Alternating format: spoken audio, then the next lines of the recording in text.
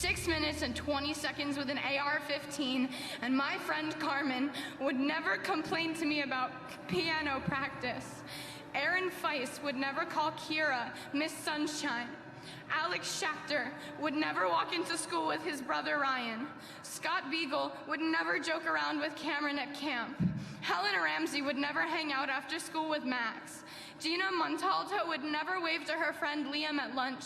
Joaquin Oliver would never play basketball with Sam or Dylan. Elena Petty would never, Kara Lugren would never, Chris Hickson would never, Luke Hoyer would never, Marquine Duque Aguiano would never, Peter Wang would never, Alyssa Al-Hadaf would never, Jamie Guttenberg would never, Meadow Pollock would never.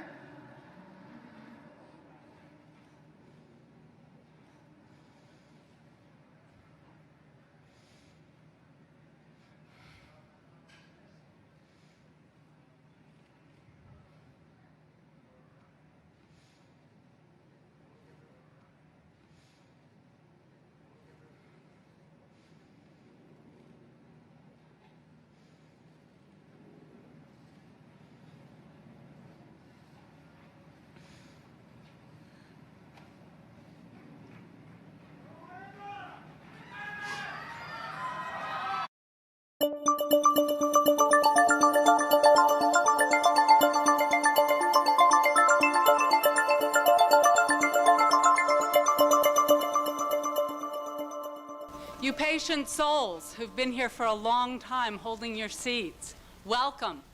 I'm Jane Gould, the coordinator of the Technology and Culture Forum, and I'd like to welcome you to tonight's program, Noam Chomsky on the Foundations of World Order, 50 years of the UN, the World Bank, the IMF, and the Universal Declaration of Human Rights. Before we turn to tonight's program, I call your attention to the Technology and Culture Forum's next program, Reinventing Universities for the 21st Century.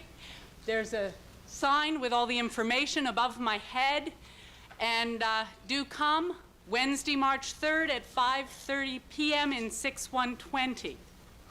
The Technology and Culture Forum will be hosting 4 more programs this spring.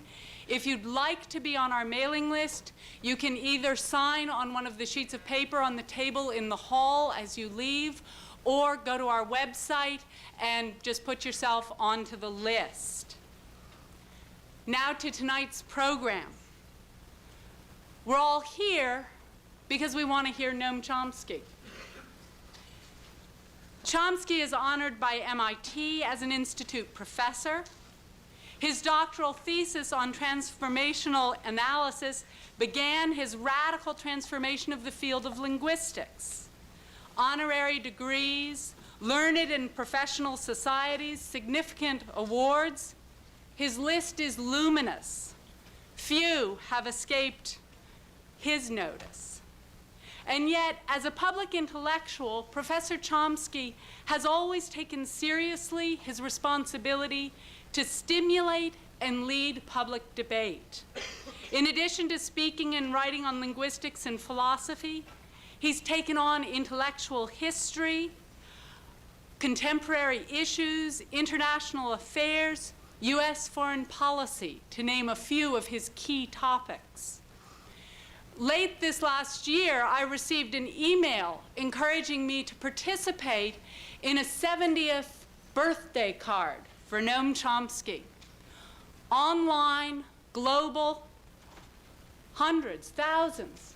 The list went on, and people couldn't resist saying how they'd been challenged and inspired by Chomsky. Tonight he's here to look at the last 50 years, what we created, what we have, and where we are to go. Noam Chomsky.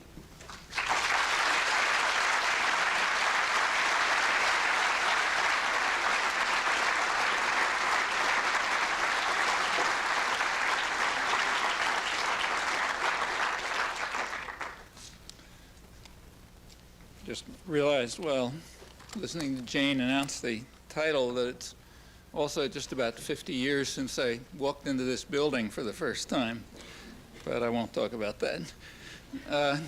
We've just passed the 50th anniversary of the Universal Declaration of Human Rights. That was a few weeks ago.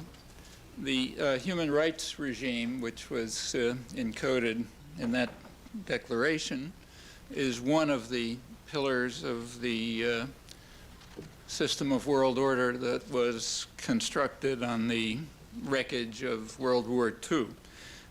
There were two other major foundation stones. One was the international political order, which is articulated in the United Nations Charter, and the third is the international economic system, sometimes called the Bretton Woods system, designed primarily by the United States and Britain right at the end of the war.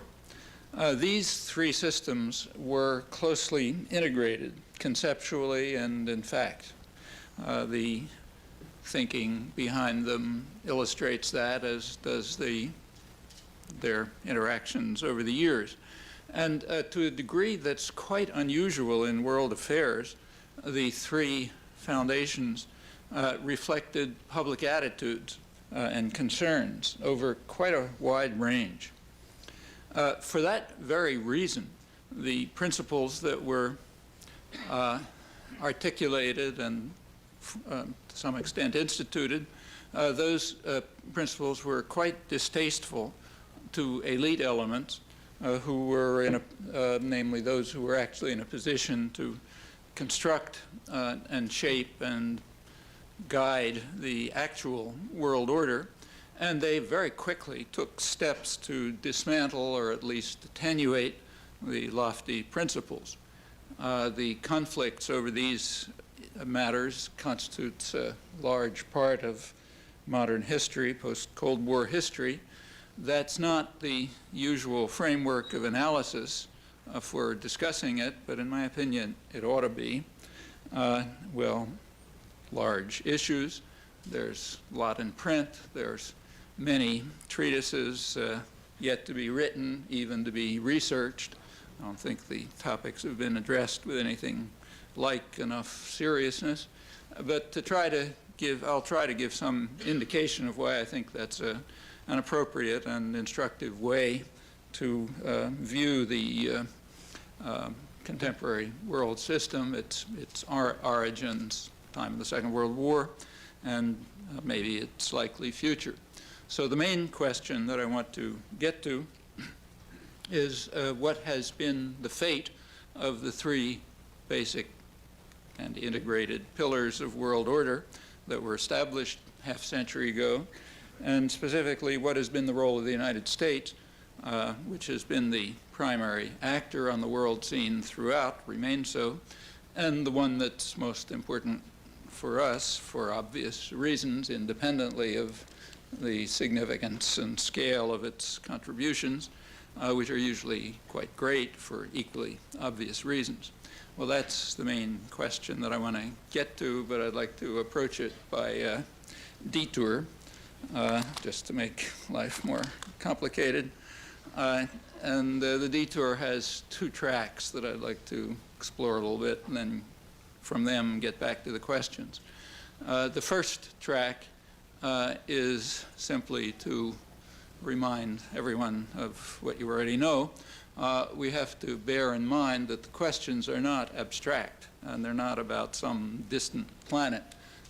So it's not like an academic topic for an academic seminar. We're dealing with questions of life and death, of suffering and pain and despair. The voices that are heard, not that one, the voices that are heard are those of the are those of the rich and the powerful, naturally. There are also those who have sought to be a voice for the voiceless. Their fate hasn't been too happy. Some were simply assassinated by our hands, or those working for us, a chapter of modern history that one doesn't read about too much. In fact, they were assassinated, and there's quite a number of them, doubly, in that they were first killed and then silenced. So you can do a check and see how many of your friends can tell you the names of Eastern European dissidents and their murdered counterparts in Central America, and how many books you've read by one and by the other, and so on. It's an instructive lesson.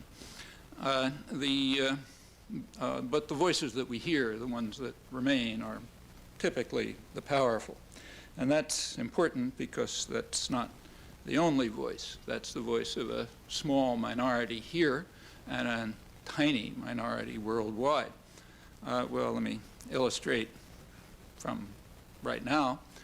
There are major stories in the press these last few days on the G7 meetings, the meetings of the 7 richest industrial countries, and on the interchanges between their leaders. So, for example, President Chirac's of France, his interchanges with Robert Rubin, who I guess might be called co-president of the United States.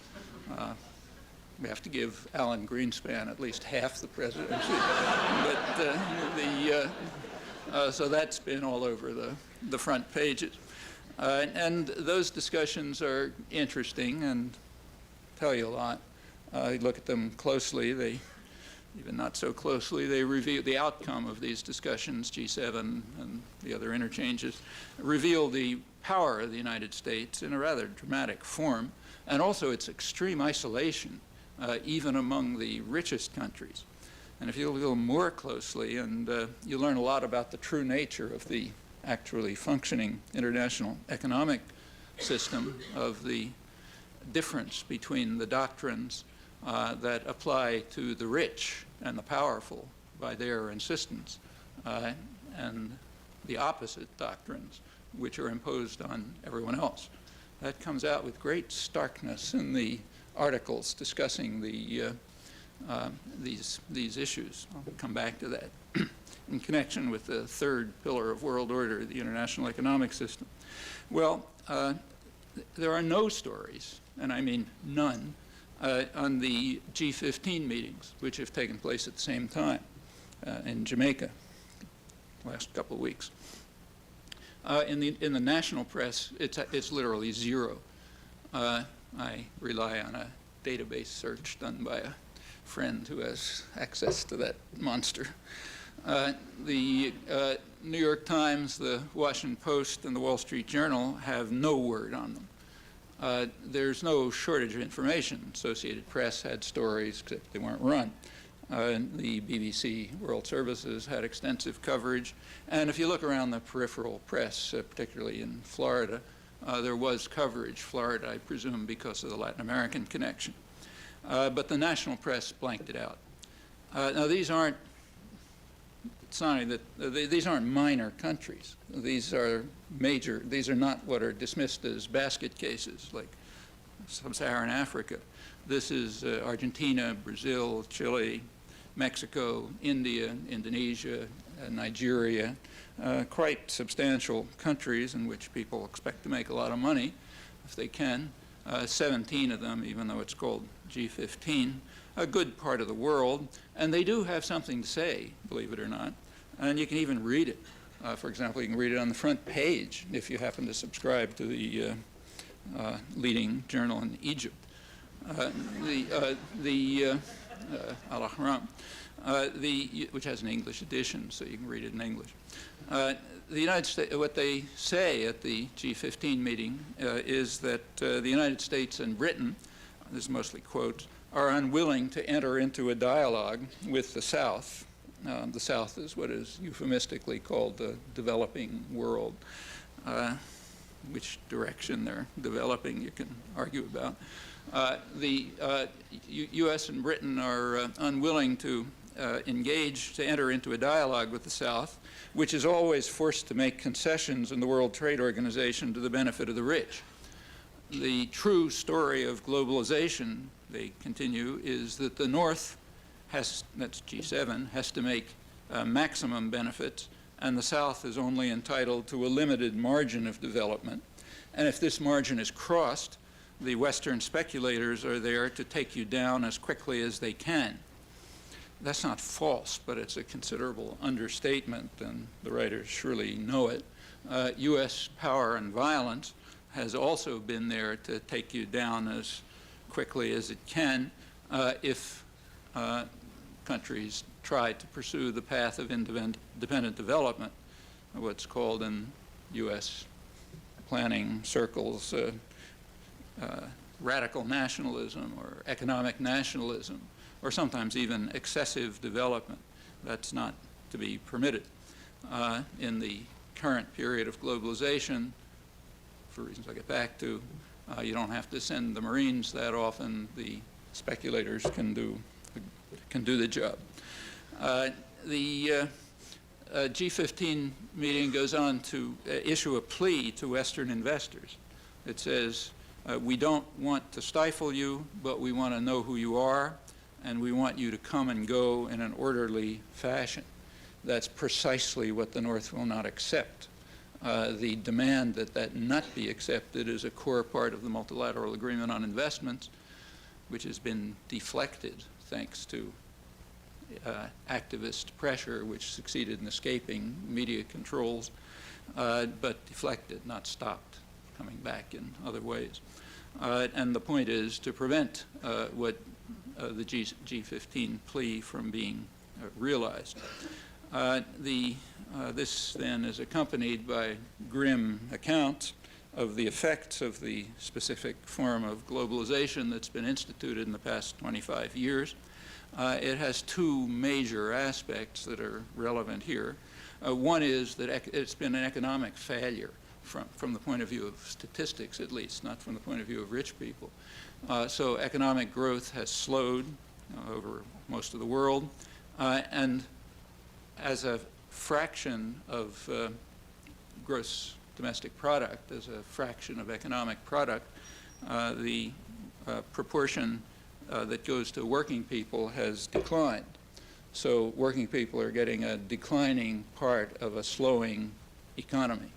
That's essentially the story.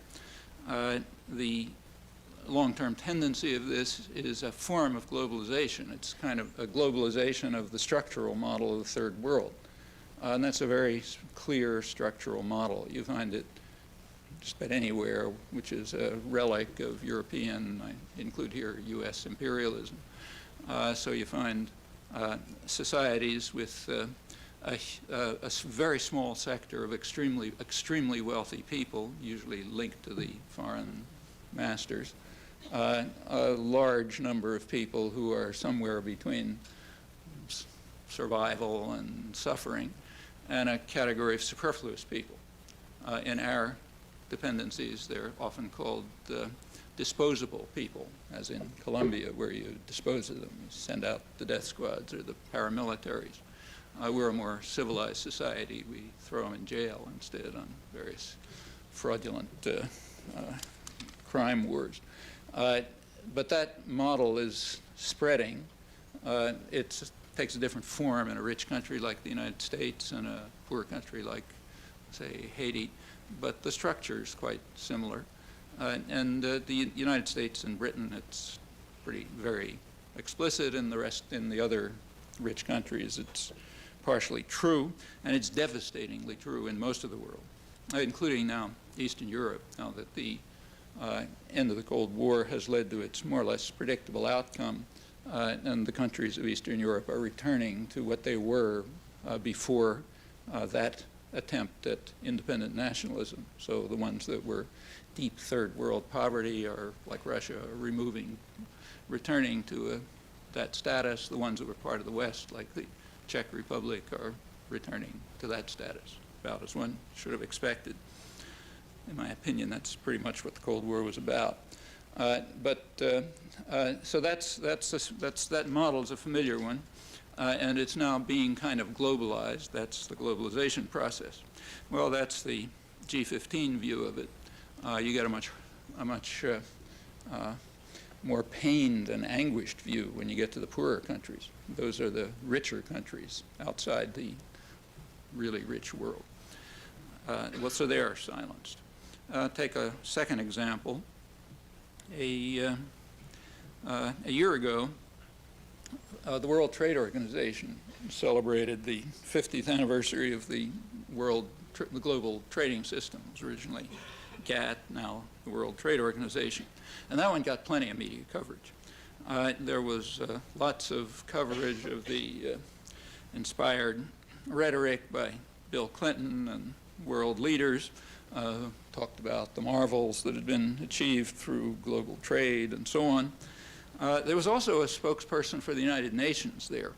It was the Secretary General of UNCTAD, the UN Conference on Trade and Development, the main United Nations economic research and analysis organization, which is, according to its charter, committed to an international trading system that promotes economic and social development. And he gave a talk too, representing the rest of the world, the United Nations. He, as an economist, he closed his speech by saying, "No one should be fooled by the festive atmosphere of these celebrations. Outside there is anguish and fear, insecurity about jobs, and a life of quiet desperation." Well, there was ample media coverage, as I said, but it much preferred, in fact, kept to the festive atmosphere within, although, again, you can read this if you happen to subscribe to a very good third world journal that's published in Penang, Malaysia.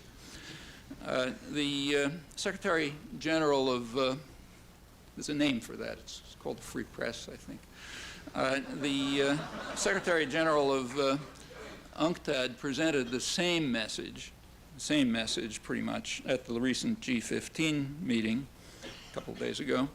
He predicted a bleak future for the vast majority of the people of the South, although a small sector is and will continue to be quite wealthy. Well, the story that he describes is also similar here, including the part about insecurity. And that's not exactly a secret. So Alan Greenspan, when he was testifying before Congress, Senate Banking Committee, taking pride in the fairy tale economy, as it's known, over which he presided, attributed it in large measure to what he called greater worker insecurity, meaning workers are just intimidated and they're frightened. They're not going to have a job tomorrow, and they're afraid to ask for a raise or for benefits and so on. And that contributes substantially to what's called the health of the economy. It's a concept that's uncorrelated with the health of the people in the economy, but it's a concept. It's good. It keeps inflation down, keeps profits up, does all sorts of good things. And it's real. If you look at polls taken, say, by Business Week, you find that like up around 90% of working people are insecure about their jobs. Some very insecure. About 70% are afraid that if they try to get involved in union organizing, they'll be fired. The reasons for this intimidation are several. Some of them pretty straightforward. Some of it is just straight corporate crime, which is very easy when it's backed by a criminal state. The Reagan administration made it clear and open to the business world that it was simply not going to enforce the laws. As a result, firing of union organizers went way up, approximately tripled, and other measures could be used to ensure that workers would stay intimidated. That continues under the Clinton administration. Another measure of intimidation is what are mislabeled free trade agreements. They're not about free trade, and they're surely not agreements, at least if the population matters. The fact that they're called agreements is interesting because it's recognized that, at least in any country that's democratic enough to take polls, like Canada and the United States, that the population is against them. But they're agreements, nevertheless, which tells you something about the conception of democracy. If they were about free trade, say cutting back tariffs, NAFTA could have taken 2 pages. It's 2,200 pages because it's not about free trade.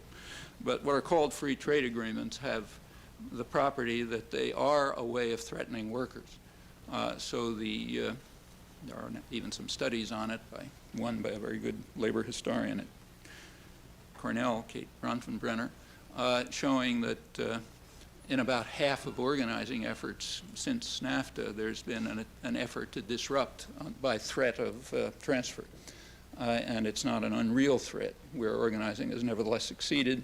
The number of transfers has tripled, and if you look where it's tripled, it's in the mobile industries, like not construction, but manufacture. So it's a real threat, and it helps intimidate people, and it contributes to the health of the economy. And of course, in a poorer country, it's a much greater threat.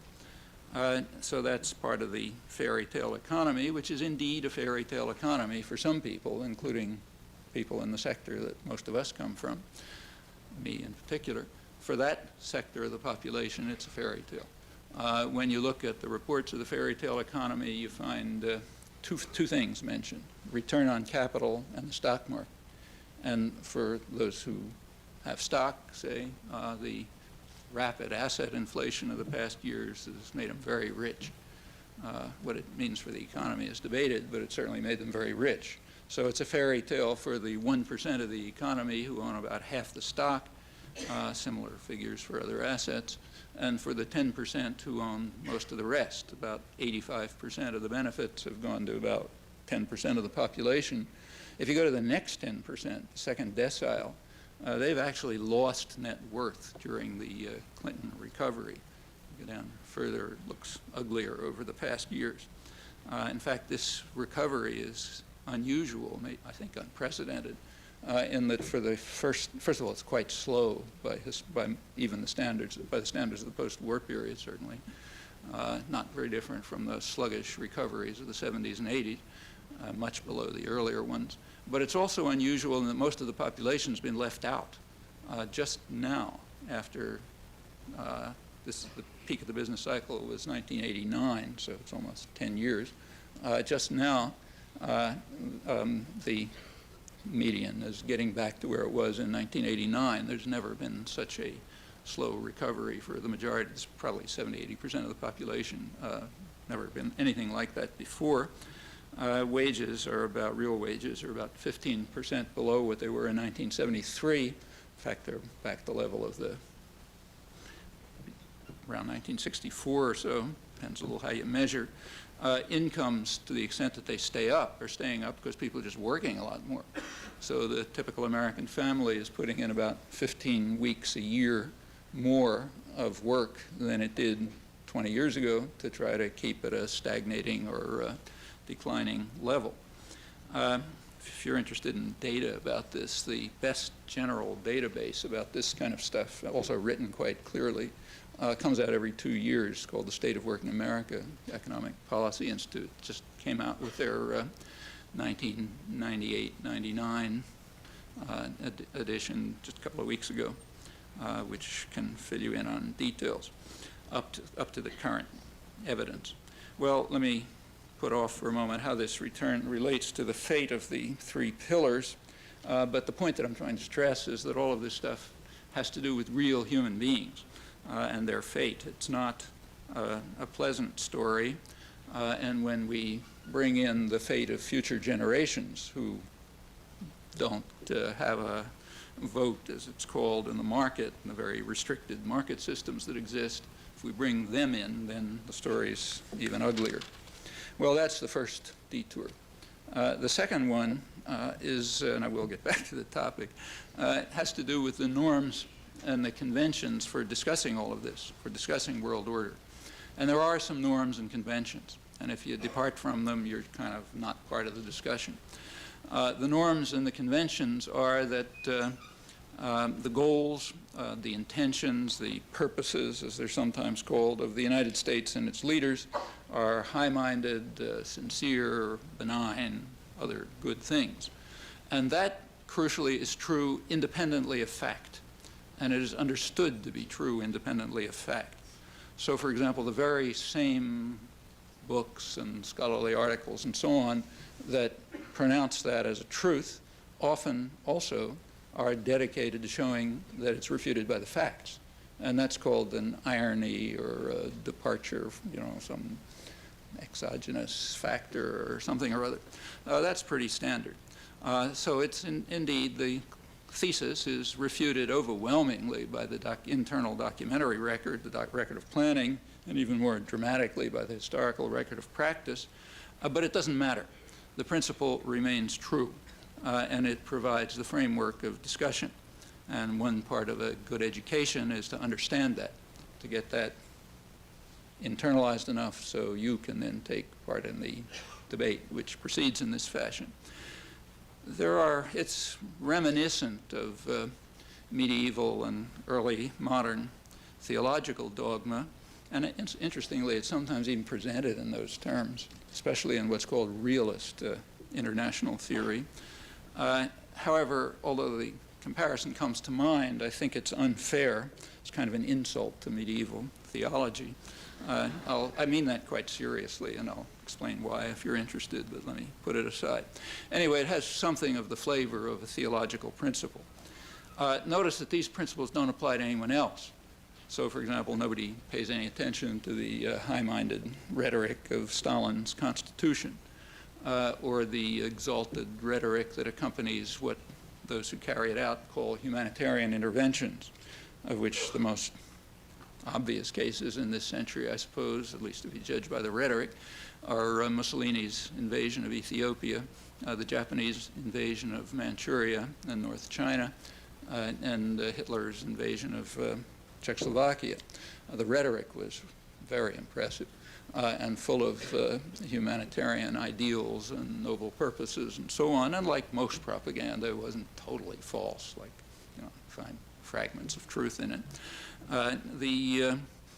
So, for example, Hitler was invited in by the president of Slovakia, and the Japanese actually had one of the leading Chinese nationalists as a puppet and so on. But we don't pay any attention to that stuff. We don't regard that as evidence of benign intentions in those and other cases. The principles hold only at home, not anywhere else. And here they hold irrespective of the facts, and often in the very same document, say scholarly articles, which present the facts to refute them. It's kind of misleading to give examples because that would understate the uniformity and the extremism, and it would be misleading to quote the press, so I won't, because that's too easy. Let me just give one example, which happens to be the last one that I looked at last night in a current Journal of International Affairs. It's kind of an interesting case. He's a very good scholar, highly critical of U.S. government policies, which makes it more interesting, this article too. It's worth examining, not only because it illustrates the conventions, but because of what we discover about what we discover when we look a little more closely, not only about contemporary history, but also about ourselves, what we do, how we deal with that. The record is particularly instructive in this case because the Cold War is almost totally irrelevant. This goes back a long way, and never has been any Cold War relevant. The institution, and it's been recognized, the institutions of power and decision-making remain unchanged. From that, we conclude, if we're rational, that it's likely to be a pretty good predictor of where things are going to go, at least if we allow them to go that way. These, in fact, the articles by a well-known Middle East scholar, is also a leading policy analyst at the Council on Foreign Relations and elsewhere. He's been highly critical of U.S. policy toward the Middle East, which is his specialty. The article is too. And he gives a recommendation, which in fact is highlighted by the journal, so it's like the most important part of the recommendation. It says, the United States should more energetically promote central U.S. foreign policy themes, especially freedom, democracy, and human rights. Notice these are central U.S. foreign policy themes. No argument or evidence is presented to establish that fact because none is needed. That is a theological dogma. It's like God is great or something. You don't have to present evidence for that. It's just a truth. Then the article proceeds, after having established the truth, and it goes on, and this is quite typical, to describe how the United States has consistently acted contrary to its central foreign policy themes in the Middle East. The author then goes on to say, I'm quoting now, there is no doubt, not only is this true, but there is no doubt that American foreign policy does adopt a separate standard for the Middle East when it comes to such values as democracy and human rights. Well, to show that there's a double standard, you do need evidence, so he presents some evidence. The evidence is that, as he shows, the United States does not uphold such values in the Middle East, which is the area of his expertise and attention, but it does uphold them elsewhere. Strikingly, he points out, for major Muslim states, but if they're not in the Middle East. So that makes the point very clear. And the most important case, of course, as he notes, is Indonesia, the largest Muslim state, which he cites to establish the certainty of the judgment that the United States has a separate standard for the Middle East. Well, breaking with the convention, let's look at the dogma, keeping to the single and most important example cited, namely Indonesia, where the United States upholds its values of democracy and human rights. Well, very much like Hitler, Mussolini, and Japan, this doctrine isn't totally false.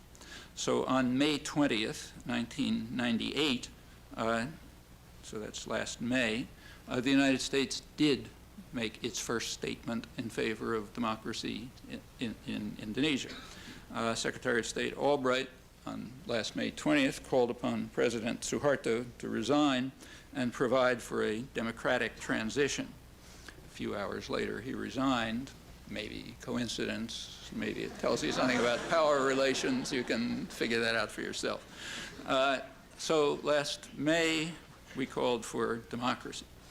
From the time that Suharto took power in October 1965 until May 1998, this gentleman was our kind of guy, as the Clinton administration called him, while he was massacring and torturing and robbing in a quite impressive fashion, kind of one of the world records of the modern period. The Clinton administration even went so far as to suspend its congressionally mandated review of Indonesia's appalling labor practices, while at the same time praising Indonesia for bringing them into closer conformity with international standards. And the Clinton administration also avoided congressional restrictions on military support for our kind of guy, found various ways to pay for it out of other pockets and that sort of thing. But it is true that last May, the United States underwent a religious conversion and for the first time called for democracy in Indonesia. The force of the comparison with the Middle East, however, is somewhat weakened by the fact that the same conversion occurred there at pretty much the same time. In December 1998, Secretary of State Albright announced, I'm quoting, "We have come to the determination that the Iraqi people would benefit if they had a government that really represented them." So in both the Middle East and Indonesia, contrary to the thesis, the United States underwent a religious conversion in favor of the central themes of its foreign policy, at least on paper. You can evaluate the accuracy. About at the same time, last year. In the case of Iraq, before that, the U.S. policy was to support what was called an iron fist. The iron fist was Saddam Hussein for a long time. He was our kind of guy, right through his most murderous crimes and most monstrous crimes.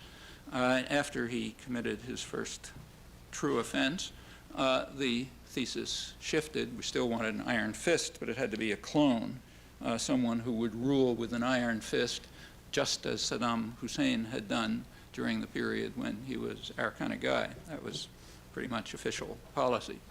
But it's on paper, at least, it's now changed because as of last December, we discovered that they would benefit from a government that represented them. So in 1998, then, the United States did announced support for democracy, but both in the Middle East and Indonesia. Well, what does this tell us about the central themes of U.S. foreign policy? Answer, tells us nothing whatsoever, because these are doctrinal truths, and therefore facts are simply irrelevant, like, God is great and merciful. You don't look at factual truths. In fact, if you look more, well, put it aside. Let's look, I don't want to take too many detours. Let's look a little more closely at Indonesia, where there is no doubt that these themes of democracy and human rights were put into practice. There's a lot of concern right now about the possibility that Indonesia may break up into separate, kind of either federation or maybe separate territories, and that prospect is very much deplored. However, the objection to it, whatever it may be, is certainly not an objection of principle. And we can find that out quite easily if we bother to look at the irrelevant facts. So in 1958, that happened to be official U.S. policy, secret, but we now know it was official U.S. policy to break up Indonesia. And the United States, in fact, carried out a major insurgency operation, subversive operation, probably the major one of the post-Second World War period, to try to break up Indonesia. Supported a rebellion in the outer islands. Those are the islands where the oil is and where most U.S. investments were. And that was the goal, to separate them off. And the purpose was, the reason was that the national government was neutralist and independent, and in fact was far too democratic, which was extremely worrisome to Washington. The government was, I'm not suggesting it was a model democracy, but it was allowing parties of the poor to function. There was a major party which represented poor peasants, and it was allowed to function, and it was doing better and better in each election, and that was appalling news in Washington. If we look at the internal record, we discover that most of which has been suppressed, incidentally, but bits and pieces have leaked, and there's some good scholarly studies of it, one, in fact, by the leading founder of U.S. Southeast Asian studies, George Cahan at Cornell. But there's also some documents that have come out in the official channels. The fear was that the government was, let's say, far too democratic, and it would be impossible, as they put it, to suppress the parties of the left by ordinary democratic means, and therefore they would have to be, the word is, eliminated. That's the Joint Chiefs. Meanwhile, the outer islands would be separated off. So inside what's left, bad guys have to be eliminated. The outer islands will be separated, and the U.S. will take them over. Well, the rebellion failed, but not before destroying whatever fabric of parliamentary democracy existed in Indonesia. And now, after 40 years, we're calling for it to be restored. After the failure of the rebellion, the United States turned to what is standard operating procedure when you want to overthrow a civilian government, try to undermine the civilian government, but support the military, because they're the ones who are going to overthrow the government for you. That's absolutely standard, case after case. Pinochet is one example. The real story about what lies behind Iran-Contra is the same. And we know it had nothing to do with hostages, because it was started when there were no hostages. And it's just standard operating procedure. In Indonesia, it worked. The U.S. tried to undermine the civilian government, supported the military, worked by 1965. There was indeed a military coup. Suharto took over. An army-inspired massacre then took place. The CIA described it as one of the worst massacres of the 20th century, comparable to Hitler, Stalin, and Mao. It was fairly accurately reported in the United States. It was a staggering bloodbath. The New York Times called it a boiling staggering mass slaughter. That was the Times phrase.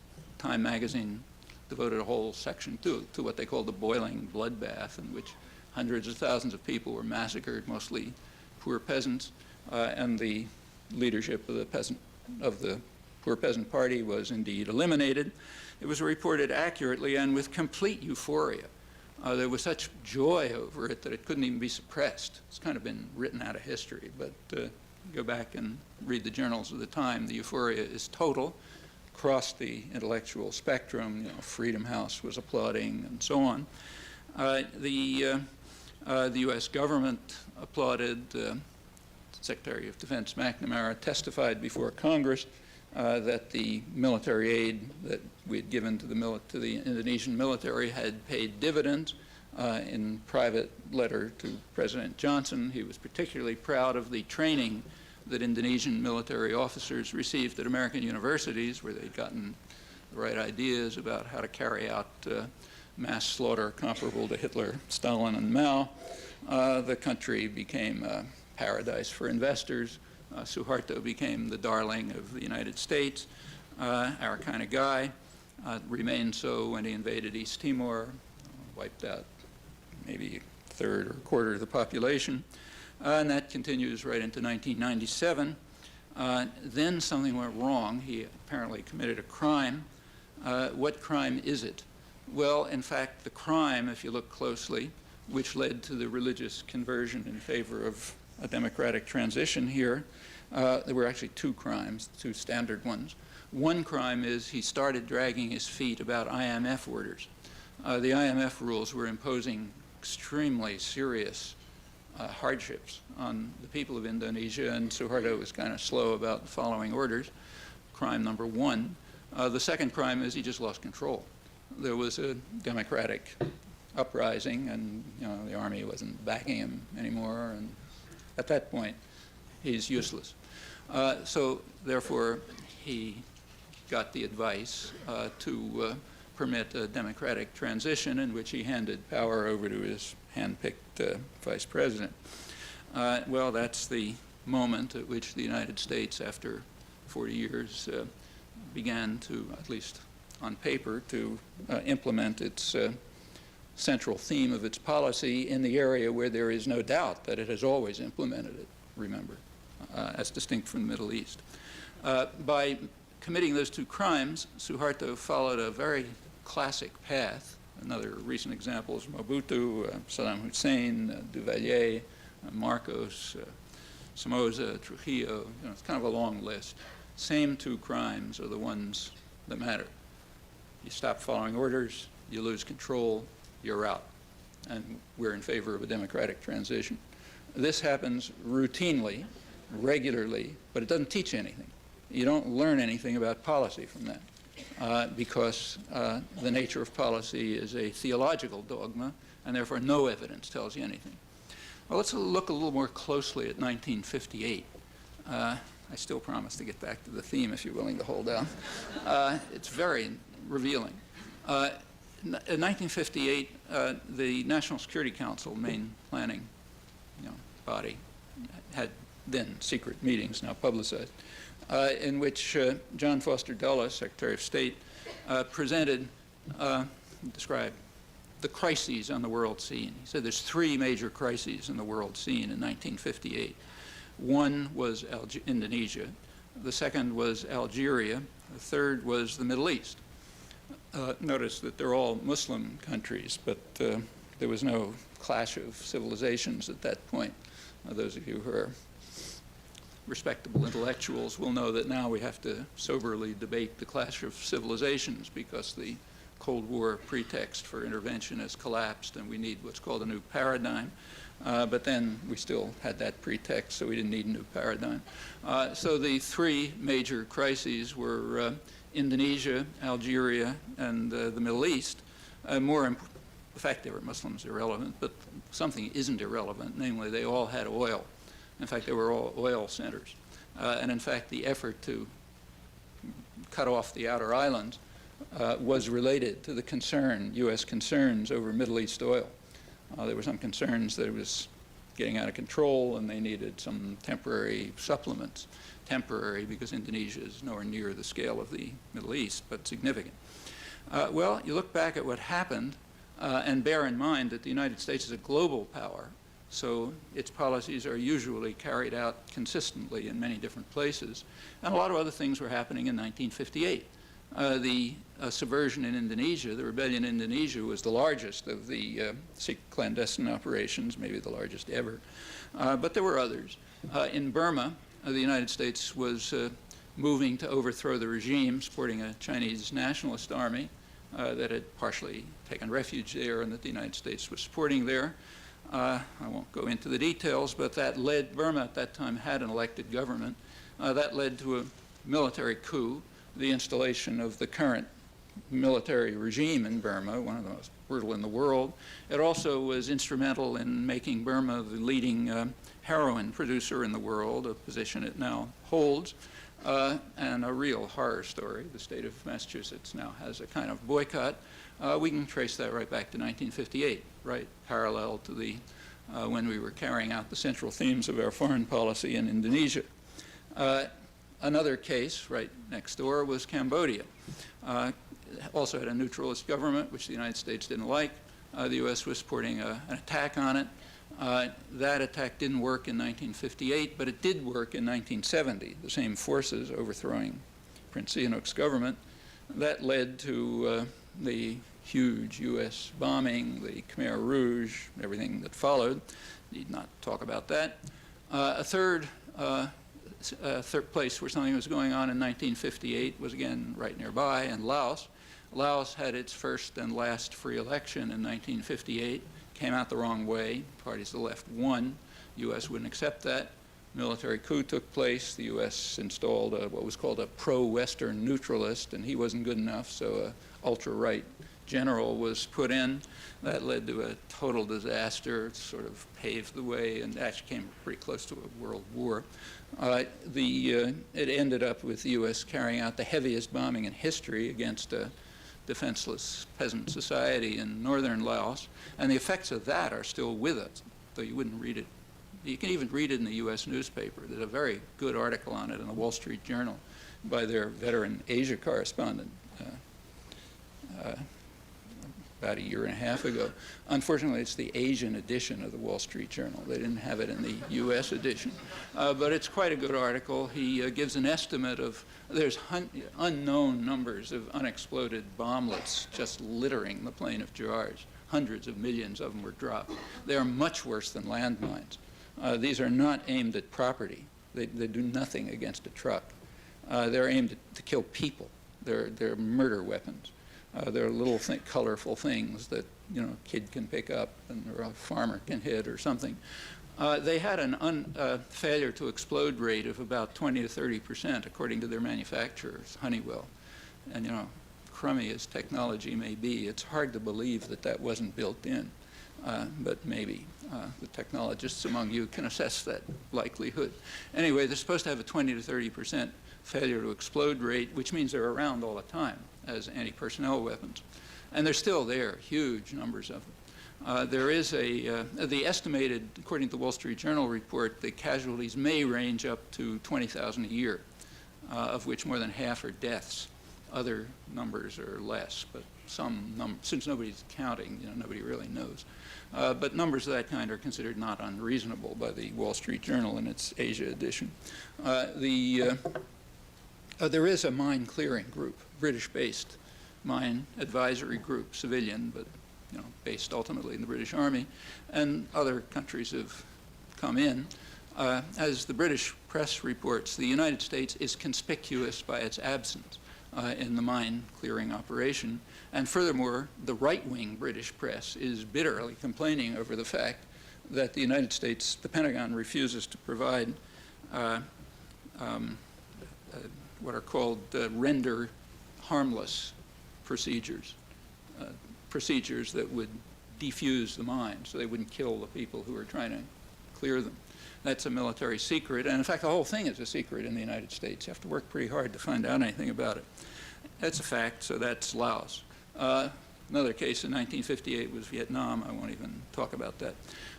In each case, including all of these, including Indonesia, the U.S. interventions, which were significant, were led to hideous atrocities, and in fact destroyed the basis of democracy, and in fact were to a large extent driven by that purpose, as in several of the cases I've mentioned.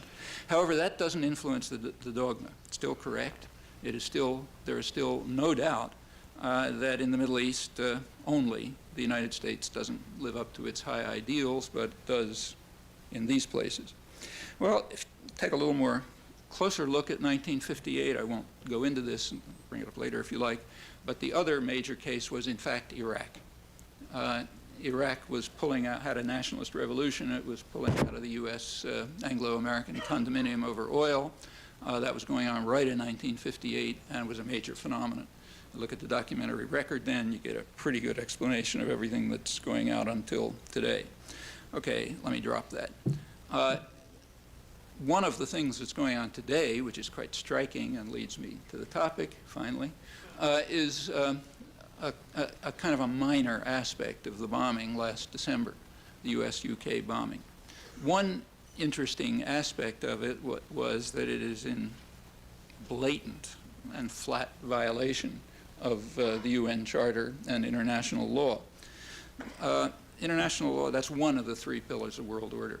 The basic principle of the UN Charter is that the threat or use of force in international affairs is banned, except under highly restricted circumstances which don't apply, or if specifically authorized by the Security Council. Otherwise banned, threat or use of force. There is no serious doubt that the US and UK just flatly ignored that. They didn't try to get US Security Council authorization for the simple reason they knew they'd never get it. So therefore they just bombed. Now in the United States there is essentially no discussion of this. I've done a fairly extensive review. And where it's discussed, as it occasionally is, it's considered a kind of a technicality. The reason being, if a reason is ever given, that we cannot allow others to veto our policy decisions as required by the UN Charter and international law. But we alone cannot, others must stand by that, but we can't. That is unchallenged as far as I can discover. Try to find some interesting exercise, try to find some challenge to that doctrine. I haven't found it. There is some in England. There's a lot elsewhere. So for example, in India, the Association of Jurists has a case before the World Court condemning the US and Britain for war crimes. You won't read about that either. But here it's not discussed because it's taken for granted that that's correct. We cannot submit ourselves to international law or the UN Charter because we are a violent, lawless, criminal, rogue state, and that is right and just. That's what it means. And there is near universal endorsement of that principle, among educated sectors at least, which should be taken as a warning by the world, and indeed is taken as a warning by the world, which doesn't like it, but can't do much about it. We're the ones who can do something about it. The official, and we seem to, at least judging articulate sectors, educated sectors, support it, so they're not going to do anything about it. The official stand during the bombing in December was, quoted, that we prefer to act through our allies, but we'll resort to force alone if we have to. Notice that we don't even prefer to act through the United Nations as required by international law and the Charter. We may join our allies if they're willing to, but UN is out. In fact, the timing of the bombing was presumably intended as a slap in the face to the Security Council. The bombing was timed just as the Security Council was being called to an emergency session to deal with the question of Iraq, and it hadn't been notified. And if that didn't make headlines here, people understood it elsewhere. Things like that don't happen by accident, and they were understood. Well, that's accepted across the spectrum, and it's accepted in other cases too. So take a look at the Rambouillet meetings in Kosovo. There was a debate there about just what to do. The debate was between the United States and its allies, and the NATO powers, nobody else around. And the debate was over the wording. Should the wording of the NATO decision to bomb be stated as being authorized by the United Nations or only being endorsed by the United Nations? The US insisted on endorse.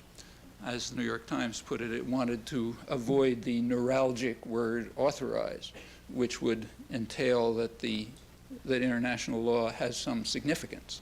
And the US won't accept that, even at the rhetorical level.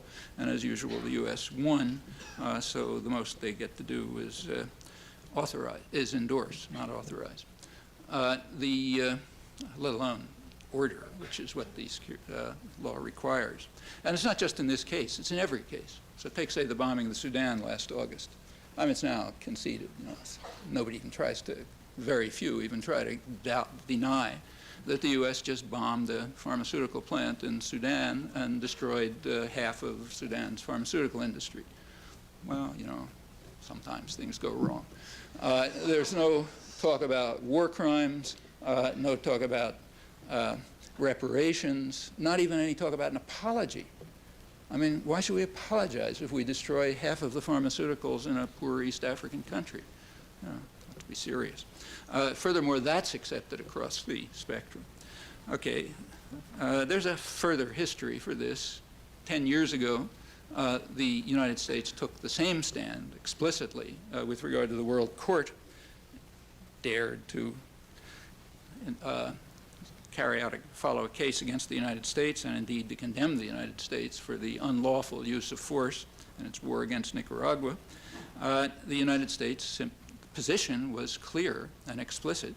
The State Department, legal department, said that we cannot accept World Court jurisdiction. They explained why. The reason is that other states do not agree with us. They do not accept their policies. And they said we must therefore reserve to ourselves the right to decide when court rulings apply, and we must reject court rulings, I'm quoting now, for any dispute involving matters essentially within the domestic jurisdiction of the United States as determined by the United States. The example in question was the U.S. war against Nicaragua, and the United States determined that that was within its domestic jurisdiction, so the World Court could get lost. And that was done with virtually 100% support of educated intellectuals, including leading advocates of world order who write articles in law journals and so on and so forth. The New York Times dismissed the court as a hostile forum, and so it went. The court judgment was never even reported, and it was radically violated. Okay, that's the World Court. This goes back much further. Back in 1962, Dean Acheson, highly respected statesman, senior advisor of the Kennedy administration, informed the American Society for International Law that a situation in which our country's power, position, and prestige are involved cannot be treated as a legal issue. Okay? He was referring to the U.S. embargo against Cuba, which of course he recognized was illegal, but nothing in which our power, position, and prestige are involved can be treated as a legal issue. And accordingly, at that time, you heard Adlai Stevenson at the United Nations defending the U.S. attack against South Vietnam as defense against internal aggression. The South Vietnamese were carrying out internal aggression in South Vietnam, and we were defending South Vietnam against them. We were defending South Vietnam against what John F. Kennedy called the assault from within. That was when he launched the assault from without. This goes way back. In earlier years, it had been in secret. So in earlier years, the flat rejection of the charter is explicit, very explicit, but in secret. It goes back to 1947, first memorandum of the National Security Council, in which it called for national mobilization in the United States, support for military action, paramilitary action, other such things in Italy, if the communists took power by legal means in an election. In other words, if a democratic election came out the wrong way, we would use force to overthrow it. That's 1947, NSC 1, story goes on from there. The innovation in the Reagan years was that the contempt for international law became completely overt, wasn't even secret anymore. Under Clinton, it's lost any pretense. So the conclusion is, the only reasonable conclusion is that the first pillar of world order, the international political order, has totally disappeared. It's available as a weapon against enemies, but nothing else remains except the theological dogma that we uphold world order international law. That remains, independently of the facts. So nothing else remains. Well, let's proceed. Turn to the Universal Declaration, second pillar of world order. This is a tightly integrated document. It has conventionally divided into three parts: civil and political rights, socioeconomic rights, and what are called solidarity rights. The integration of all of those was stressed from the beginning. You look at the background, it's clear, repeatedly been stressed since. Time's short, so I won't run through the history. The major law review article that just appeared on the 50th anniversary by Harvard law professor Mary Ann Glendon stresses that the Universal Declaration elevates social, economic, and cultural rights to fundamental right status, and that is a crucial part of the universalization of rights carried out in the Universal Declaration. In short, there is no place for any sort of relativist demand that certain rights must be relegated to secondary status in accord with, say, Asian values or some other pretext. Glendon also points out quite accurately the support for that was very broad-based at the time. You have to remember the time. This is right at the end of the Second World War. There were values of that kind, the kind expressed in the UD, were deeply entrenched in the anti-fascist popular forces in Europe and in the colonial world and even in the United States. That was deeply disturbing to U.S. elites who intended to create a very different kind of world order, and indeed were quite explicit about it. But the dogma remains, and it proclaims a more self-congratulatory version. Well, there were some who did dismiss the Universal Declaration as meaningless. So there's an often quoted phrase of Andrei Vyshinsky's, the Russian delegate whose record doesn't have to detain us. He dismissed the Universal Declaration as a collection of pious phrases. And it was dismissed as, quoting, a letter to Santa Claus by Jeane Kirkpatrick, Reagan's UN ambassador, who was deriding the socioeconomic provisions of the Universal Declaration. Moving on a couple of years, it is an empty vessel, a dangerous incitement, preposterous. That's Morris Abram, UN ambassador to the UN Commission on Human Rights. He's explaining Washington's rejection of what was called the right to development, which, if you look at it, is a very close paraphrase of the socioeconomic provisions of the Universal Declaration. That was vetoed by the United States alone, essentially vetoing the socioeconomic provisions of the UD. The U.S. also radically violates the civil and political provisions. I won't go through the details, but quite clear and not surprising. One of the latest major Amnesty International reports is about this. In brief, two pillars of world order have been effectively demolished, except as ideological weapons. That doesn't mean that the people of the world shouldn't defend them. They do remain ideals that people should try to defend, that they should fight for, and that they should also transcend, because they're not the end of the road by any means. But to take that stand in the United States, you have to first carry out an act of intellectual liberation. You have to free yourselves from the doctrines of the faith. You don't do that, you can't even enter into the fray. First have to free yourselves from the doctrines of the faith, and at least be willing to subject them to empirical verification. If they're not even subject to empirical verification, there's no point discussing these matters, clearly. If they are, you can ask whether this analysis is correct or some different analysis is correct. Well, that's a radical, just the willingness to subject them to examination, the doctrines, that's a radical departure from prevailing norms, including everything in the educational system and academic scholarship and the media and everywhere else. So it's not small. Well, a couple of words about the third pillar, the Bretton Woods system. One of its central, which again was tightly integrated with the others, and that's worth understanding. A central component of the Bretton Woods system was regulation of finance. And there were several reasons for this. One reason was that it was an effort, it was understood that deregulation of finance would harm the global economy. There are good reasons for that, and they've been illustrated in recent years. The trouble is that financial markets, as was understood, are quite volatile and unpredictable. To quote a couple of MIT economists, specialists on this, financial markets are governed by panics, manias, and crashes. They swing far above and below any kind of sensible fundamental values, creating bubbles that will burst. Paul Samuelson, who says the evidence for that is overwhelming, and this was understood back in the 40s.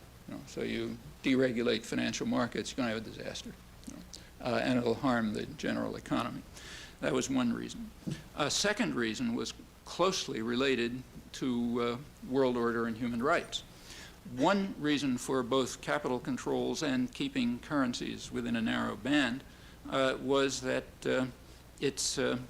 that it was understood that deregulation of capital is a tremendous weapon against democracy and social and socioeconomic rights. Before mentioning that, let me just say that the current debate between the United States and its G7 partners is over keeping currencies within a narrow band. If you read the articles on this, you notice that the U.S., the G7 position, Germany, Japan, France, and so on, is maybe not Britain, but the other G7 countries, is that currently major currencies should be kept sort of closely interconnected, not too volatile. And that was rejected as crazy by U.S. Secretary of the Treasury, Robert Rubin, because if we were to agree to that, it would mean that some other authority might determine that we're not allowed to lower interest rates to stimulate the economy if we want to. So if the economy is sinking into recession, we won't be able to allow interest rates because that'll affect currency values. And it would be crazy to allow any other country to allow us to, any international organization to prevent us from carrying out those fiscal policies. Exactly the fiscal policies that we force on every other country, as the very same articles point out, without any sense of contradiction. Take a look and think about it. Why is deregulation of finance a weapon against democracy and human rights? Well, very obviously. And it was understood.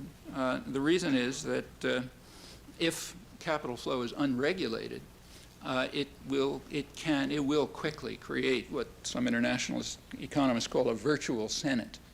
A Senate consisting of concentrated international financial capital, which will simply impose decisions on government by the threat of capital flight.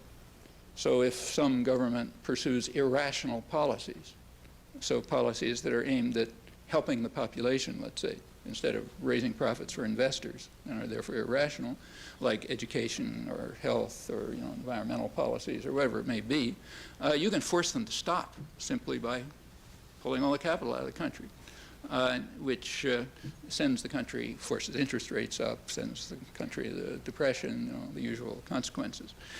So therefore, unless capital is controlled, you've very sharply restricted democracy and human rights. Well, that was understood then, and it is understood now.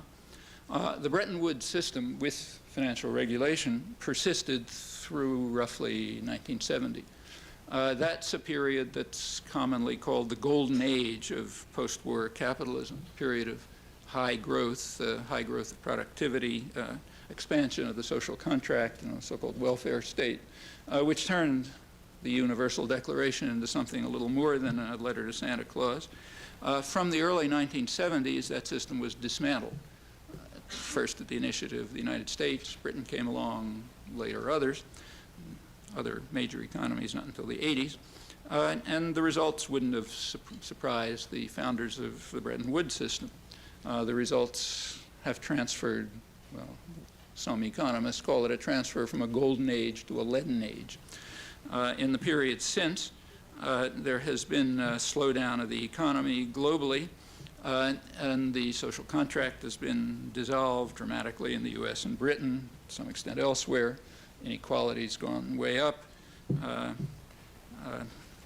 Consequences I already described briefly. One region of the world temporarily escaped from this. That's East Asia, which is quite different from Southeast Asia. There was, well, quote the chief economist of the World Bank, there was an unprecedented economic miracle, which was based on the fact that they disregarded the religion, as he calls it, the religion that markets know best, and they disregarded the prescriptions of the international financial institutions, the so-called Washington Consensus, and they carried out an unprecedented economic miracle. In the early 1990s, South Korea liberalized capital flow under very heavy U.S. pressure, I should say, one of several factors. That's a large factor in the subsequent collapse. That's generally agreed. Up till 1997 or 1998, the global economic system was considered really great. It was, in fact, what's called an economic miracle, fairy tale. Very much the way Mexico was an economic miracle during the period when the number of billionaires was rising about as fast as the poverty level. There was no crisis until 1997-98. All there was anguish and fear, insecurity about jobs, and a life of quiet desperation, quote the head of UNCTAD. But that's not a crisis. That's a miracle. Because that was only outside the doors, remember. Inside, the festive atmosphere was exuberant. But by 1998, the festive atmosphere inside was becoming a little disturbed. The interests of rich people were being affected. So we moved from economic miracle to crisis. Those are technical terms. Again, it doesn't have much to do with what's happening to the people. It has to do a lot with what's happening to rich people, rich, powerful people. And their interests were starting to be disturbed, so all of a sudden we had a crisis, as distinct from anguish and fear and so on. Well, that crisis is now all over the front pages, so I won't waste any time on it, though it's interesting. One side effect of the crisis is that all of the certainties have dissolved. So the Bank for International Settlements in Basel, which is, the most conservative and respectable institution that exists. It's called the Central Bank of Central Bankers. In their latest report last summer, they said nobody has a clue as to what's going on, and they urged that we have humility. Instead of issuing confident pronouncements, let's at least have enough humility to admit that we haven't got a clue as to what is happening or what to do about it. Leading economists from around here, Cambridge, have been recently publishing articles in which they say that the international economy is dimly understood, that we may be heading into a third world style, 30s style depression, and we don't know what to do about it. Actually, the real crisis is much more fundamental, and I'll finish by just giving two quotes that I think capture it rather well. One of them, both recent.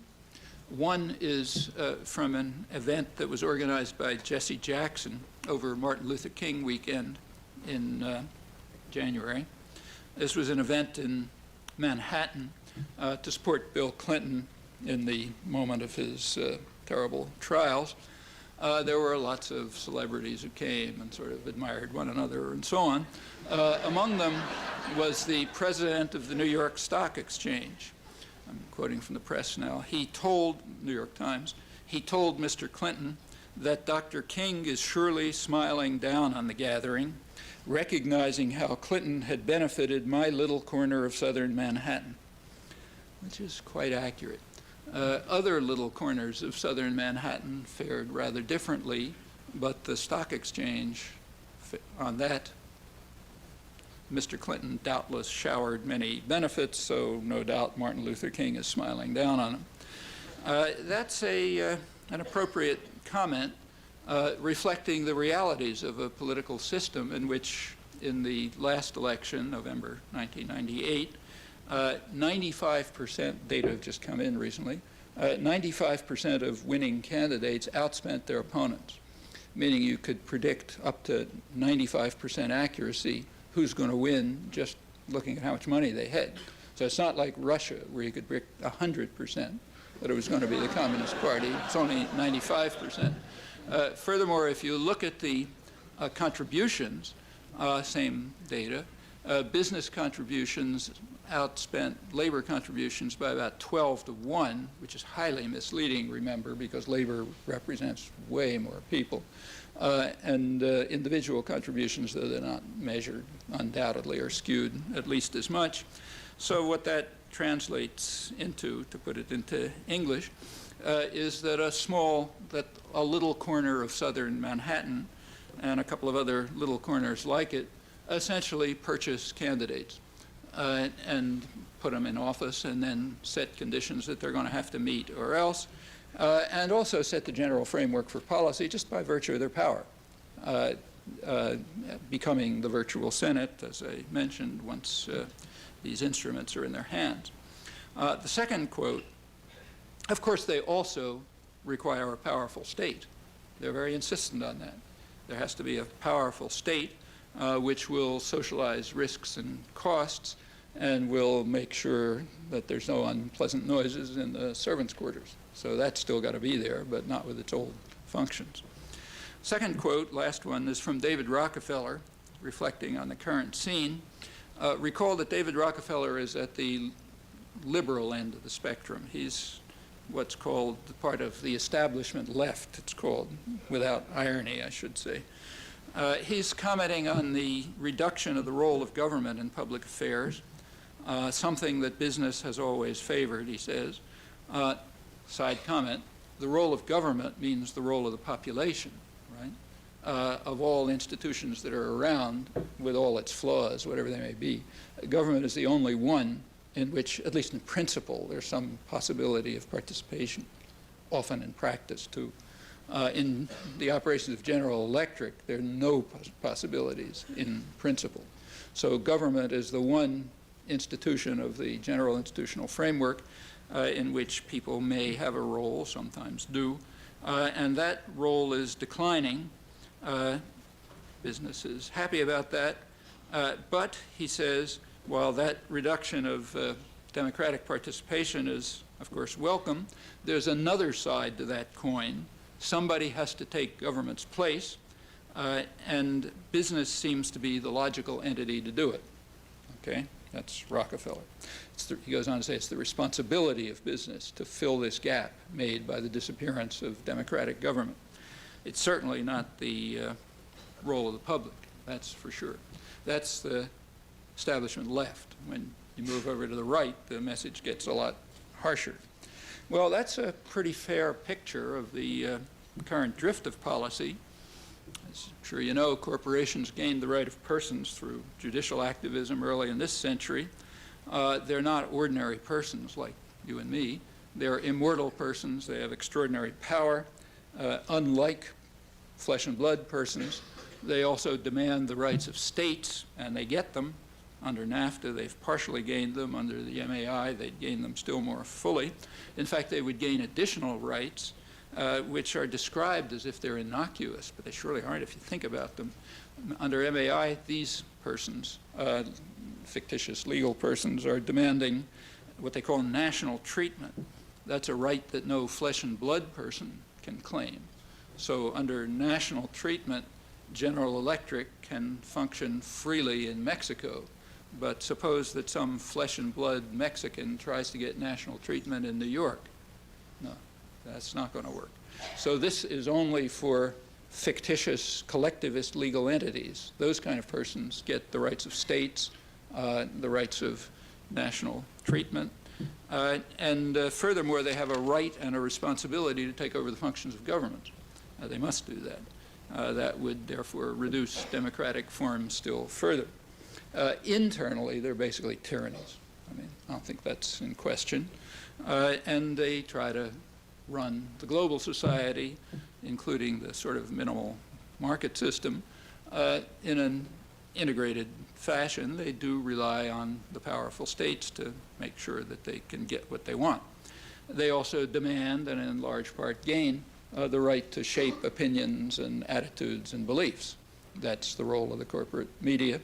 And in fact, the educational system to a large extent. That is, the right to define what a human being is, what constitutes a human life, and do so.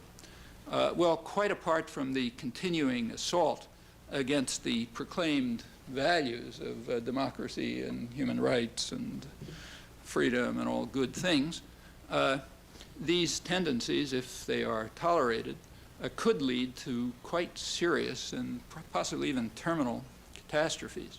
That's only a speculation, of course. Your speculations are as good as anybody's. What is not a speculation is that the tendencies don't have to be tolerated. That's a choice. You can make it, you can not make it. It's not a necessity. The ability to make that choice is roughly measured by your share in privilege. More access to privilege you have, more of a choice you can make. It's also measured by the freedom of the society. That means that for people like us, the options are wide open. And one thing we can be reasonably confident of, I think, is that neither conscience nor history is going to look favorably upon an unwillingness to face those decisions with care and dedication.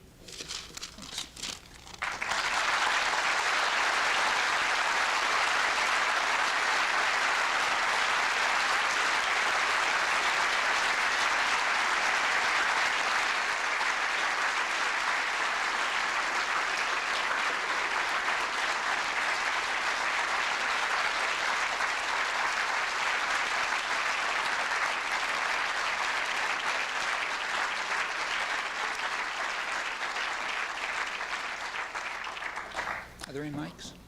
Are there any mics? Not in the house. Okay, if people want to say something, maybe stand up so as maximize the chance somebody will hear you. Go ahead. Okay. You guys fight. Go ahead. Some of us, part of the educational system that you've described, not so much in detail, right here in Massachusetts, John Silber, someone with whom I believe you may have crossed swords, is leading the war against public education. And he and his colleagues are using a variety of tactics. There's a lane bill before the Massachusetts Congress which will take away collective bargaining rights for teachers. In effect, completely gut the unions. Point is that some of us in the teachers' unions are going to confront Silber, and it occurred to me that, if I'm not mistaken, he was on the Kissinger commission that investigated, purported to investigate American policy in Latin America. Could be. I remember. Okay, I just thought, let me put it another way then. It was my recollection that you had crossed swords with him at one time or another. Oh yeah, one of his favorite characters. Right, and of course, Professor Zinn, I know some of the history between them. I was wondering if you had anything to say about a person who would... about him, you make your own decisions. I don't, excuse me. All right. Yeah, let me repeat the question. I mean, the core of the question, the comment really, is that John Silber, who's, what is he, Chancellor of something, or the state system or something, is leading a campaign now to try to undermine the teachers' union, which is part of a general attack on the public education system. Is that right? Then come some questions about our personal relations, which, put to the side, because this is a general issue. That this is, there's, I think, very little, a serious issue, very serious. One of the areas of government, meaning public participation, that still exists is the schools.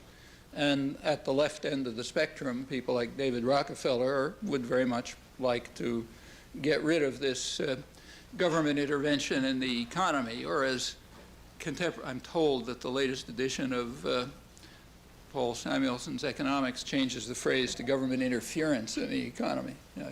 Tell me if I'm right. That would then introduce an important doctrinal assumption into the description. So we want to get rid of government interference in the economy, like public schools, which have all sorts of bad features, like they cultivate a sense of solidarity or of care for other people. Like if there's a public school system, that's an expression of the fact that you care whether the kid down the street gets an education. And that's a very bad thing, because you're supposed to be, you get this message from infancy on through the television set and everything else, that the only value of a human life is to maximize what the advertising industry calls invented wants. So they're supposed to invent wants for you, and you're supposed to maximize them, and that's the only thing you're supposed to care about. Not care about anybody else, not care about control of your life and work, that's out of the door, but maximize your own fabricated wants.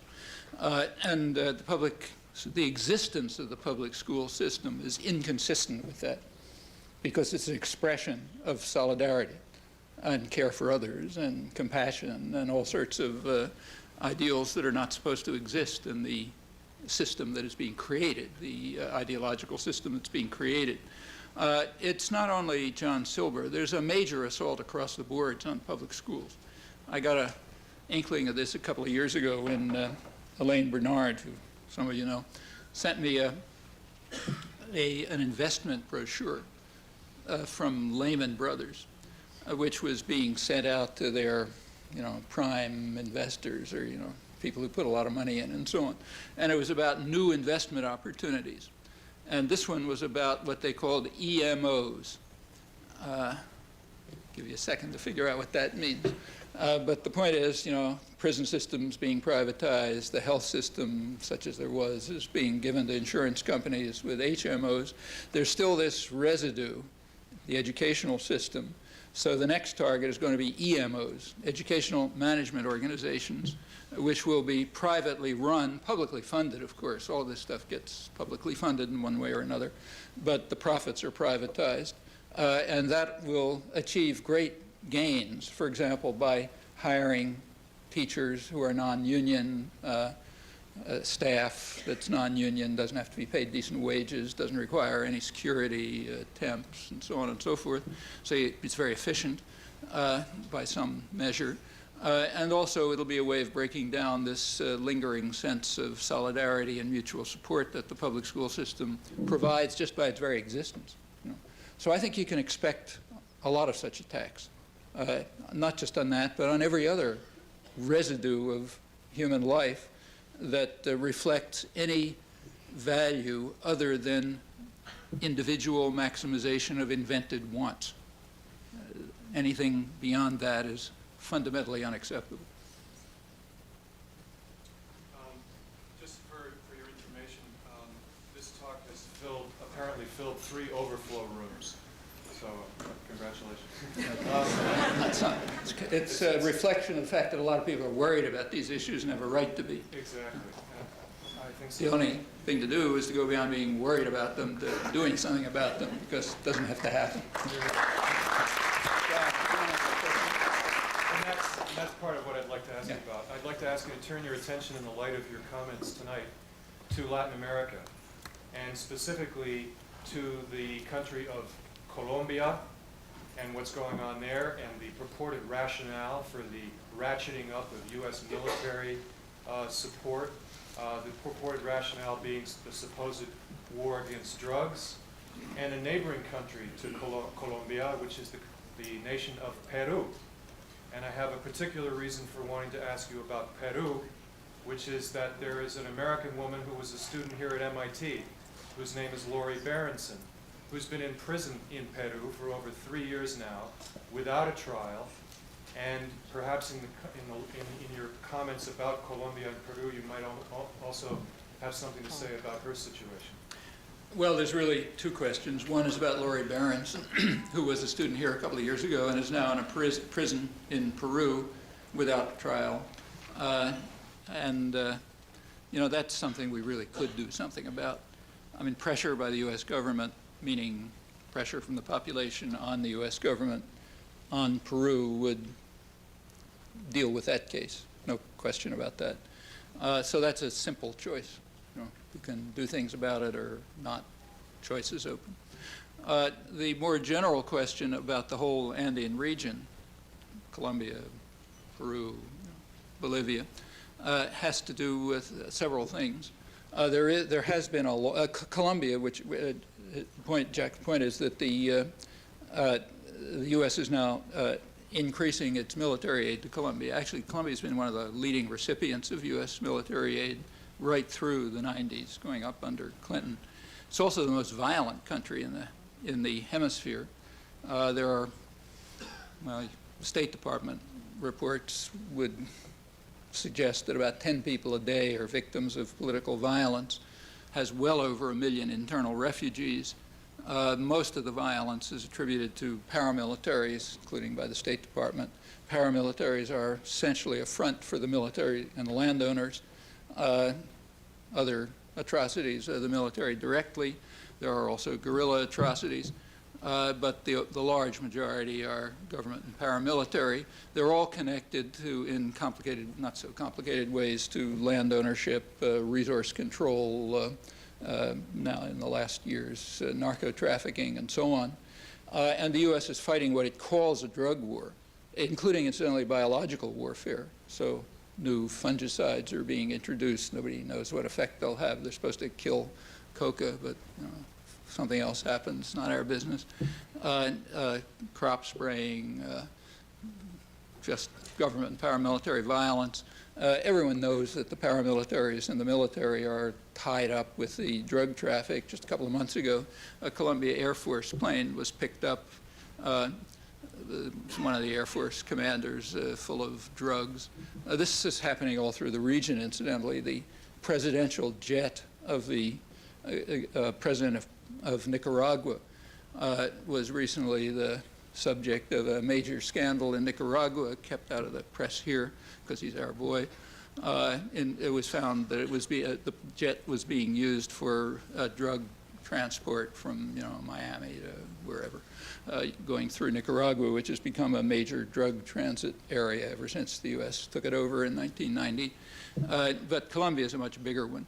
The whole drug war, you can't really talk about the tactics, in my opinion, because the whole thing is conceived in a way which, has a kind of a rationality from the point of view of those who are executing the war, but it has no rationality from a human point of view.